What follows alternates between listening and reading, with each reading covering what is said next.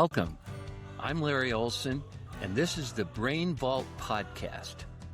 Did you know that the thoughts you're thinking right now are shaping the life you'll live tomorrow? Well, in this podcast, we just don't talk about mindset. We decode the blueprint behind behavior, performance, and possibility.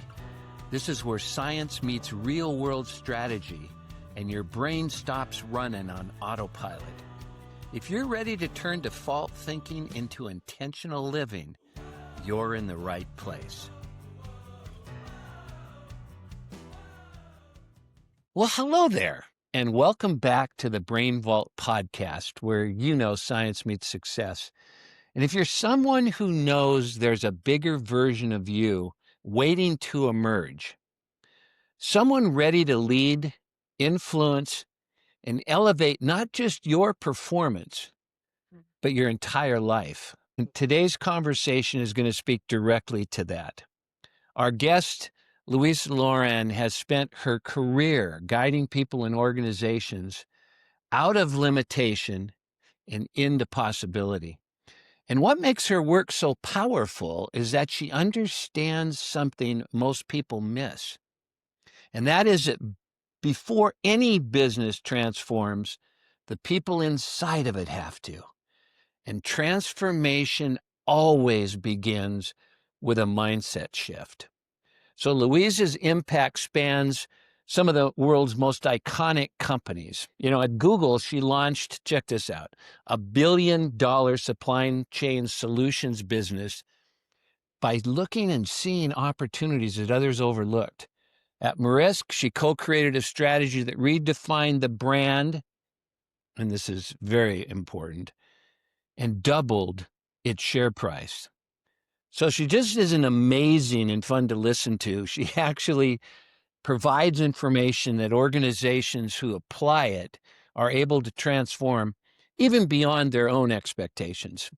And early on, she helped legendary houses like Moet Hennessy and Diageo evolve without losing what made them extraordinary. And that's what we offer you, is the opportunity to go beyond what you're currently experiencing, but not leaving that incredible, remarkable footprint that you and only you can leave. And that's who you are.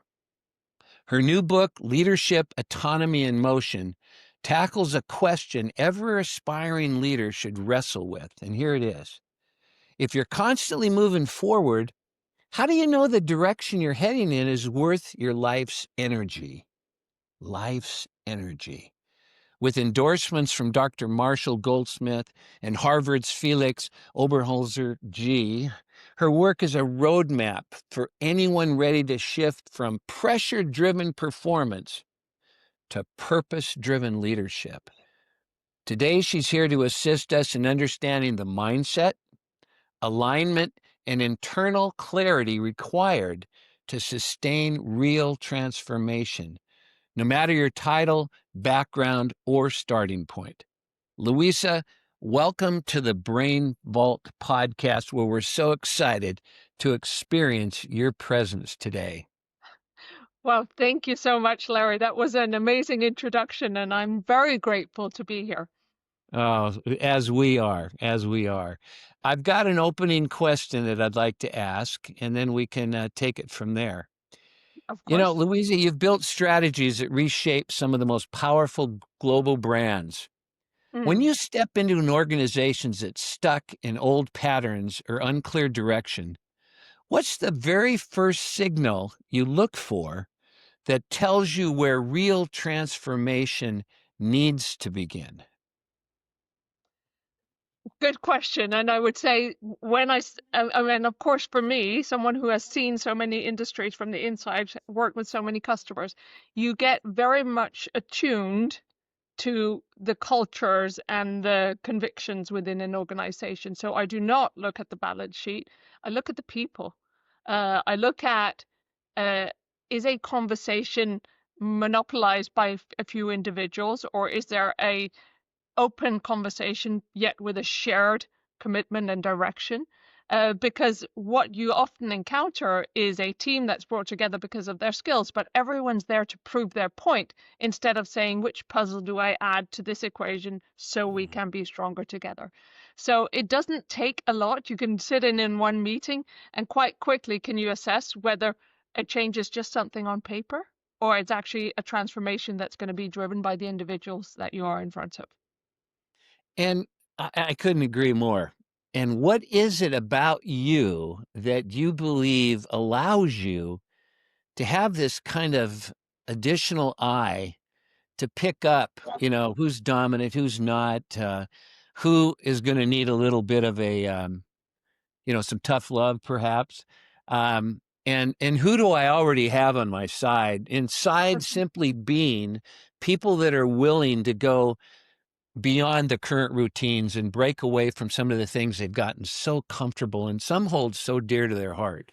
Yeah. Yeah. No, I think every organization has their change makers, and hopefully these change makers have some sponsors who actually want this, but maybe don't even have either have the muscle or the time or the courage to be the people who are fronting it, but they're there as a backup. But what I find really interesting and why I have honed this skill is, or how I've honed this skill, is truly from, as you said, I've moved myself from very, very different environments. I grew up in some of the world's most prominent luxury and lifestyle brands, uh, great moments of entertainment that we've brought to people across the world.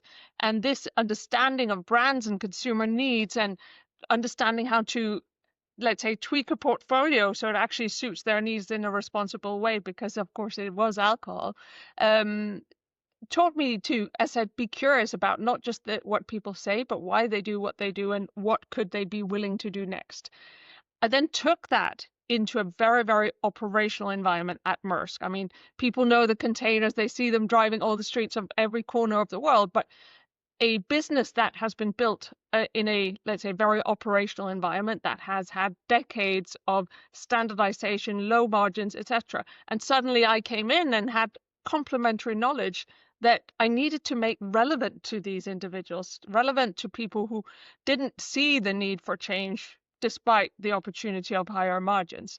So it was once again me just, let's say, being curious about how could I make my information relevant to them? How could I not just plow through and say what I said, but also reframe my own understanding, because what was valuable information in a consumer world was not irrelevant in a B2B, but it needed to be deployed in a very different way. So my reframing of that, and that happened once again when I later moved into Google, because at Maersk I also drove our platform businesses, our e-commerce, etc., and had a large role in defining digital presence. But then Mm. you jump into a company that's born digital and you realize what you thought before was correct is not incorrect, but it's just not the full truth. So this element of positioning yourself in different environments to challenge your thinking, to capture the nuances, capture the interdependencies, and also understand, let's say, for instance, if in a Merce world we said we're going to build a platform and we're going to bring everyone to us, it's because it was created in a culture and a historical environment of asset optimization. In a Google world, this is we're going to put it out in the world, and if it's valuable to someone else, then we'll see it grow. So it's a very big difference of enablement versus control. And these, as I said, subtle nuances is what has honed my skill to capture it very fast in a room. But I will say for sure, it is not unique to me. Everyone can learn it. And I am definitely seeing how those who attune this don't just focus on transforming businesses, transforming companies. They see opportunities faster, they grasp them easier, they feel more comfortable during change themselves and are able to step into it. But I'm sure we're going to come back to that as well. Well, when we take a look at the individual that is perceiving you, visually and auditorily and, and kinesthetically, because you definitely send off a vibe and people get a feeling of your presence. And fortunately for you, it's a very positive one. Mhm. And yet the brain loves predictability. We spend more time listening to ourselves, talk to ourselves about what somebody else is saying than actually really listening to what they have to say. And you've got a small percentage of people that are open and willing to listen and find the value. And then again, you have to have the nuance and the understanding and the skill set to be able to create an audience. I always tell leaders, don't open your mouth if you don't have an audience. And just because people are in the room doesn't mean you have an audience. And how are you getting their attention? So here you've got these organizations that are already successful. And there's a lot of things that they've fallen in love with, if you will. And I always Mm. tell leaders, save falling in love for your family and friends, not for an idea. Or you became so resistant to really opening up to it, you're not even aware of it. What are some of the things that you are able to take somebody who's kind of like, yeah, I'm open, I'm hearing what you have to say, and then providing them with either is it the questions or is it the information Yeah, yeah. that allows me to go, oh, I want to hear more about that. Mm. Yeah. Well, a couple of things on that. First of all, I've learned the hard way, do not plant seeds on frosty ground. Like, Okay. if someone is completely frosty, find someone else and build a movement around them. So, Okay. uh, I've learned that the hard way. I'm sure many others have as well. Yeah. I've wanted to Um, fire some clients in my early years, yeah, but it but was I've my also, fault. well, I think we all need to have these learnings. That's what we get from. And I will say, being open was also one of the things that was hardest for me, but as I think for many people throughout their career, because if you are performing well and expected to have all the answers, that tunes your mind to not be as open as you should be. However, Mm, when I enter into these conversations, I do firmly believe, and you can ask many people, I say, if you can only ask for one trait, what will it be? It will be to be open, because that is both where you confirm and change your perspective. That is where you also can validate, even if you are right. But being mm, open to me has to also show that you have a willingness to unlearn some of your assumptions before you can then rebuild a new pattern. mm, So mm, this principle of saying, I want you to change, you should change, never works. But going and asking someone, what would it take to change your mind, mm, mm. helps actually uncover the real problem, which rarely is what people start reacting to. But digging and showing curiosity about what are some of those blockages. Is it in fact expectations from a board, from owners, from peers, whatever it may be? Or is there a capability gap that actually needs to be addressed before anyone would even be willing to change? And Mm. then I would also say it is surely not surprising to you, but throughout my career, the reaffirmation that it is very rarely actually about the business problem. It is much more often about the individual, let's say, legacy or ambitions or personal fears or things like that. And that's really why I talk about how do we build these behaviors, because I said the more you train these, the more you can feel comfortable with whatever thing it is you are being asked to change, transform, or just be open to. Yeah. Yeah. Beautiful. Beautiful. One of the one of the things that I share with my leaders is that greatest gift you can give to another individual, and yet it's the most difficult thing that human beings do and have to do. And I asked them, what do you think the greatest gift is you can give to another human, yet the most difficult thing for a human to do? And they throw out all these kind of things like trust and empathy and everything else, which are byproducts. But as you know, it's listening. And you have probably, and aren't even aware of it, developed some phenomenal listening skills. Most leaders listen for the answer, Mm, for them to be able to resolve, not for the answer, but this problem, and then they come up with the solution. But while they're looking for the solution, they're not listening to the individual any longer. They're listening to themselves. And it's a real delicate, I always open up with, I'm going to ask you not to intellectualize this information. That's how I open up. And then I ask them, what do you think I mean by that? And I'm basically breaking them down to this old routine that the brain will go quickly get them doing, and that is agreeing and disagreeing. yeah. And you've found some things, you've discovered some things along the way that allow you to not get caught in the same trap. Mm. because you've got your own preconceived notions when you come in. You identify, okay, that's someone and that's someone there, and this guy's in, this gal's out, whatever it may be. How do you reconcile with your own looking for what you want to see to truly be open to Yeah. hearing what they have to say? Yeah. Well, I could start with saying I have two sons, age 13 and 15. Okay. And the worst thing they can say, if I hear them say about that is someone who da da da da da. Ah, I'm like, you don't know that. This is a situation they reacted, etc. Because I think learning early, not just to create boxes and define roles for people, is really, really important. But that wasn't really your question. But I think it is something that some people are very, very fast at doing because it creates, let's say, simplicity in their mind. Personally, I'm a super curious person. I okay. want to learn, I want to discover, I want to meet people with different perspectives and flip ideas because actually that's how I think that we continuously grow and develop and use those learnings to be more effective in decisions.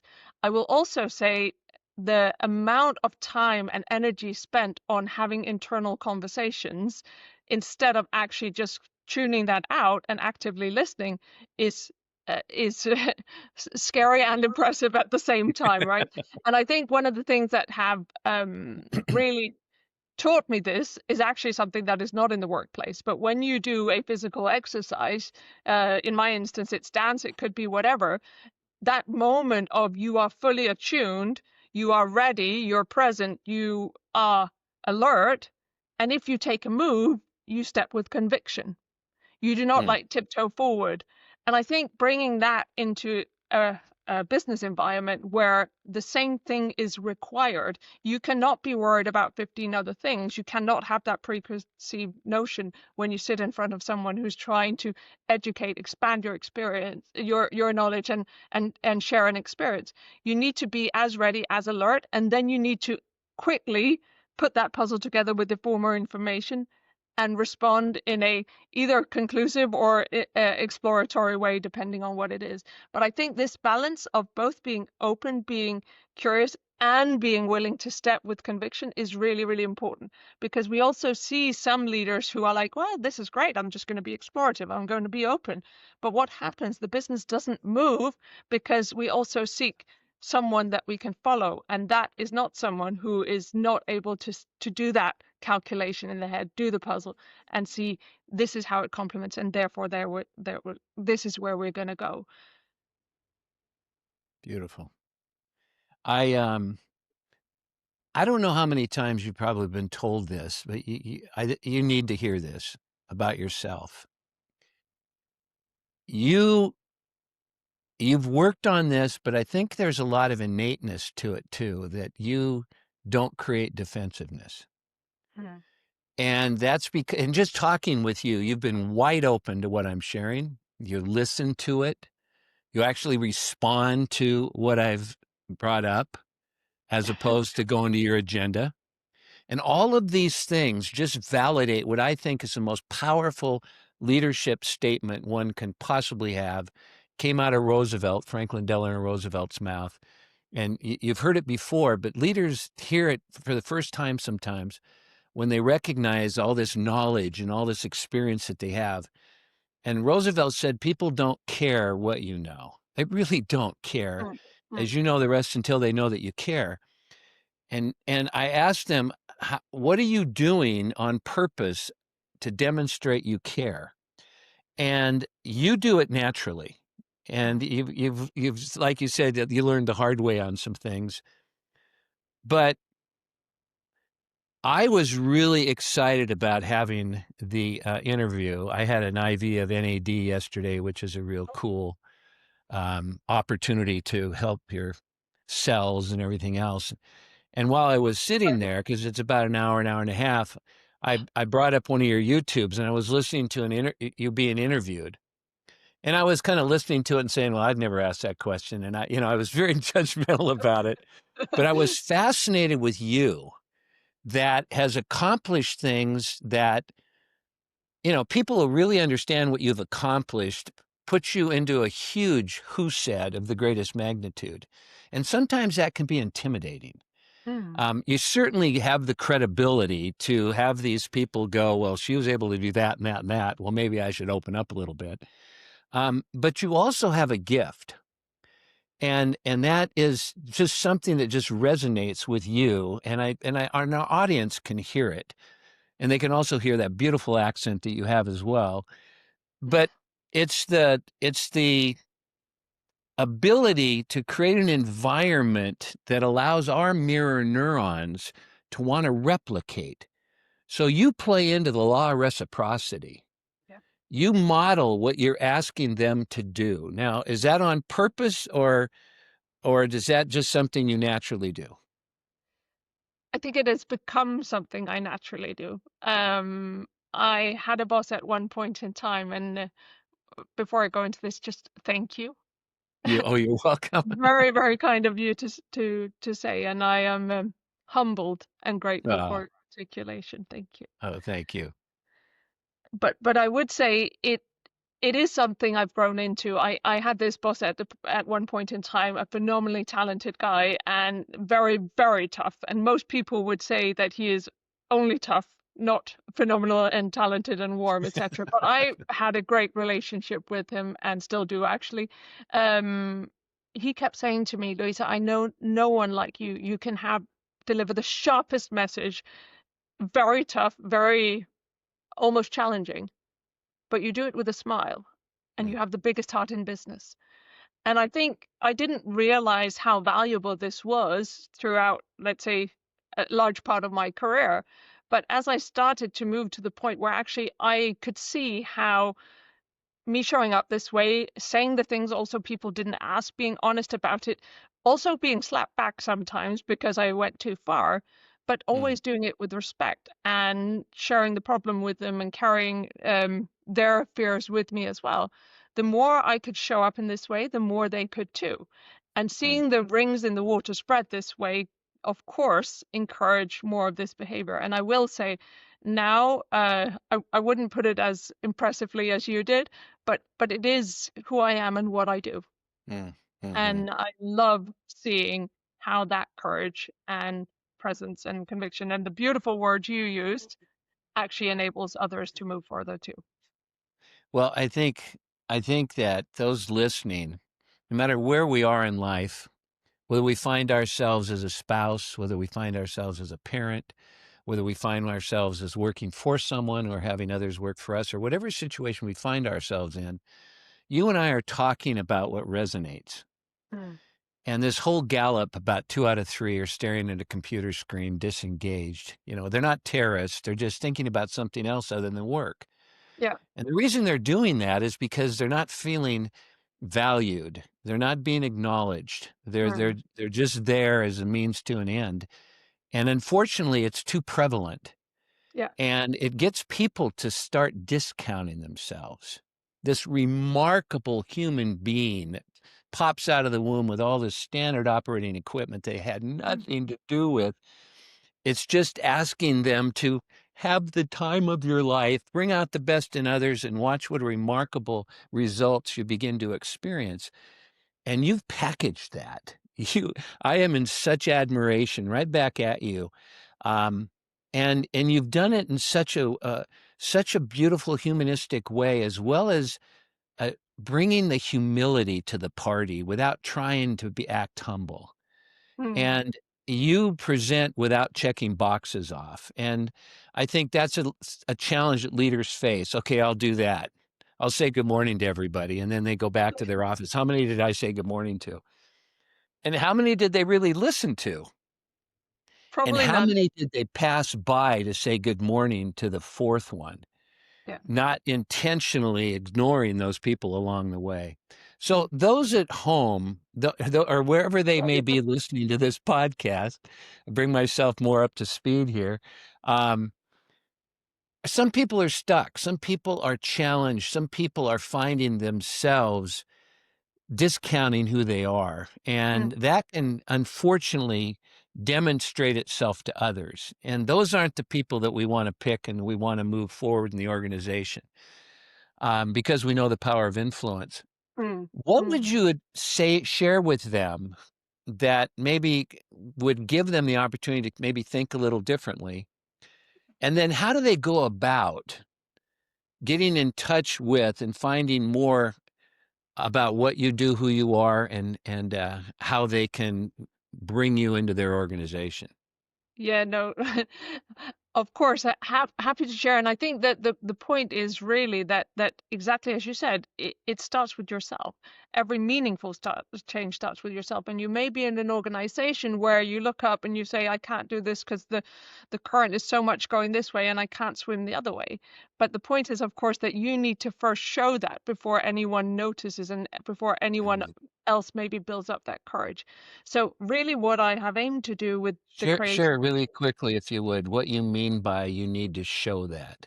Yes, exactly. So this is what I've tried to bring into the book because all that experience, the many stories I've encountered, I mean, I could talk about this for years because that's how much experience if you capture all the nuances.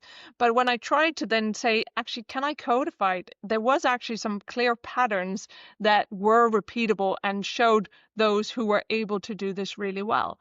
And Mm. these were four core behaviors. So envisioning ambitiously.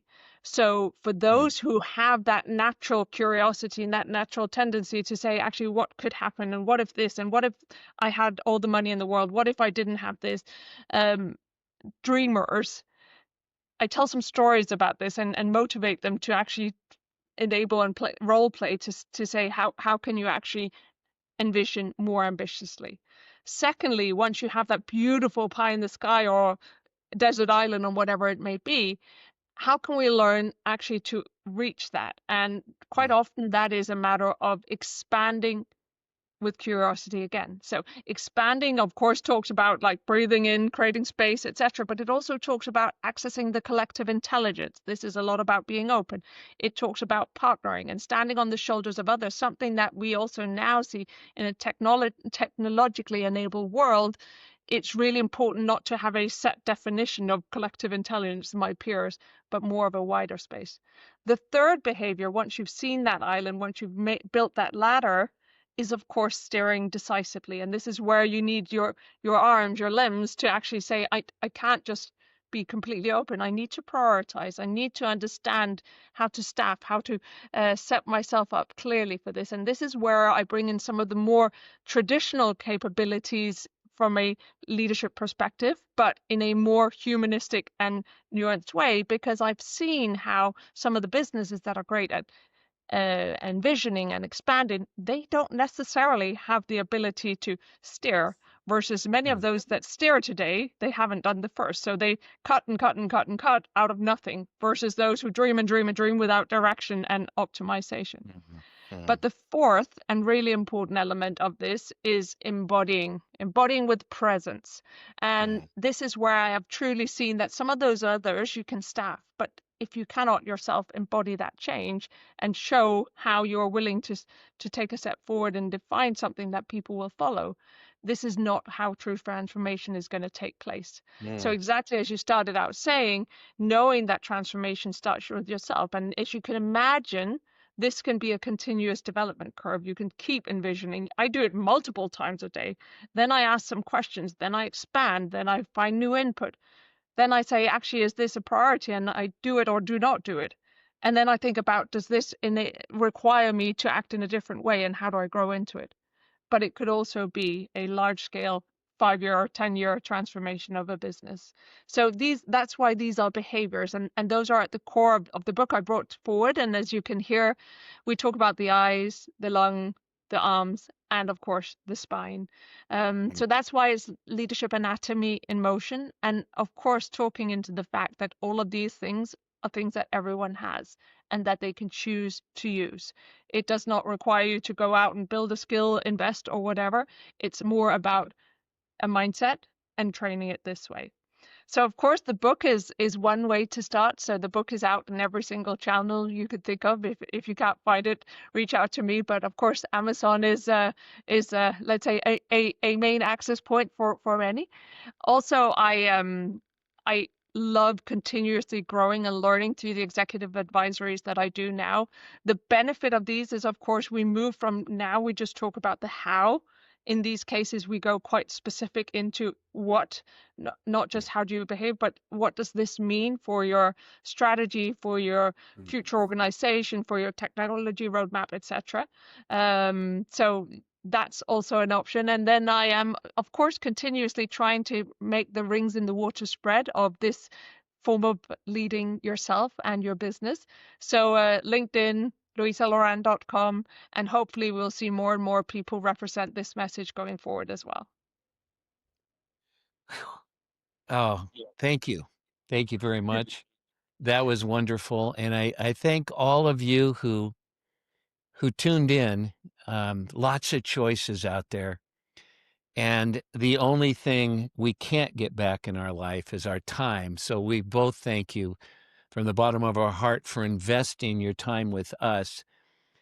And once you get some ideas, recognize the best avenue to find out the value is not to overanalyze, but to actually take action on it and find out for yourself whether this works or not.